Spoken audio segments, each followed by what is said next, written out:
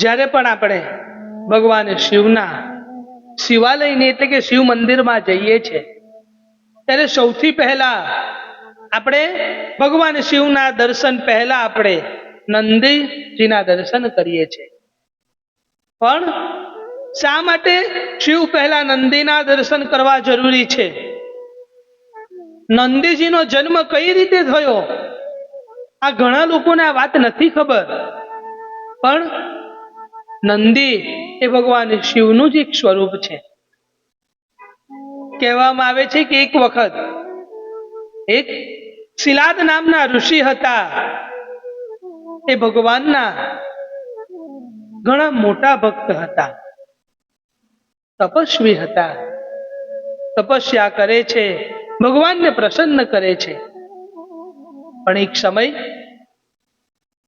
શિલાદ ઋષિના મનમાં એક વિચાર આવે છે કે હું તો બ્રહ્મચારી છું, મારું કોઈ સંતાન નથી, તો મારા પિતરોને એટલે કે મારા પિતૃઓને શાંતિ કઈ રીતના મળશે? મારા વંશની વૃદ્ધિ કઈ રીતે થશે? શિલાદ ઋષિના મનમાં આ એક જ પ્રશ્ન આવ્યા કરે છે. એટલે શિલાદ મુનિને થાય છે કે મારે ભગવાનની તપસ્યા કરવી જોઈએ. એટલે શિલાદ મુનિ દેવરાજ ઇન્દ્રની તપસ્યા પ્રારંભ કરે છે. ઘણી કઠિન તપસ્યા કરે છે.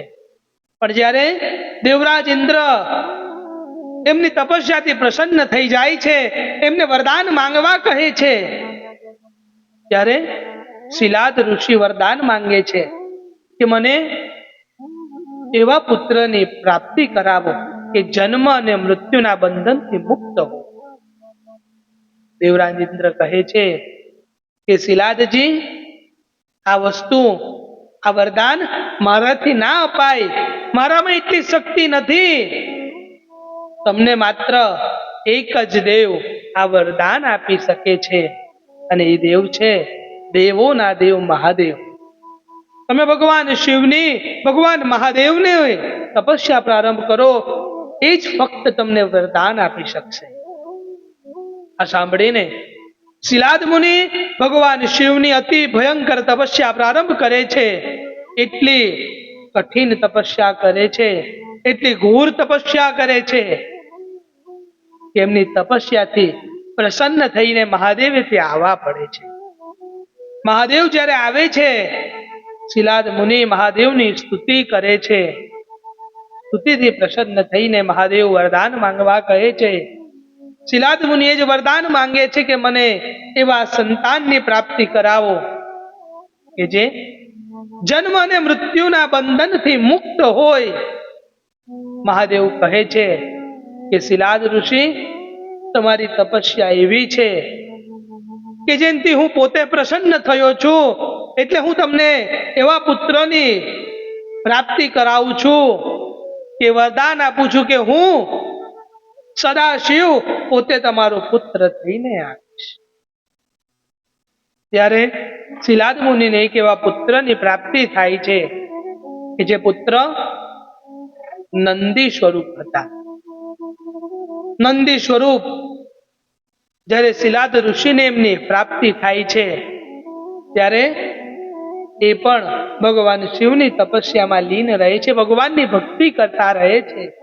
અને ભગવાન એમની ભક્તિથી પ્રસન્ન થઈને એમને અભિષેક કરાઈને એમને પોતાના ગણોના મુખ્ય પ્રધાન તરીકે બનાવે છે. અને સૌથી પહેલા એમના ભગવાન શિવના મંદિરમાં એમની સ્થાપના કરાવવામાં આવે છે.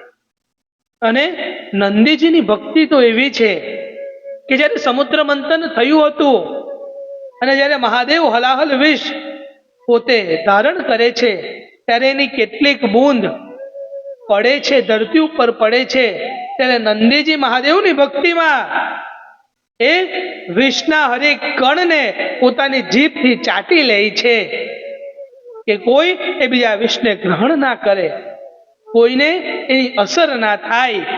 અને ભક્તિથી મહાદેવ પ્રસન્ન થાય છે અને નંદીજીને વરદાન આપે છે કે જે કોઈ મારા દર્શન કરશે એ પહેલા એમણે તમારા દર્શન કરવા પડશે, અને જો તમારા દર્શન નહીં કરે તો મારા દર્શનનું એ કોઈ પણ ભક્તને ફળ નથી મળતું.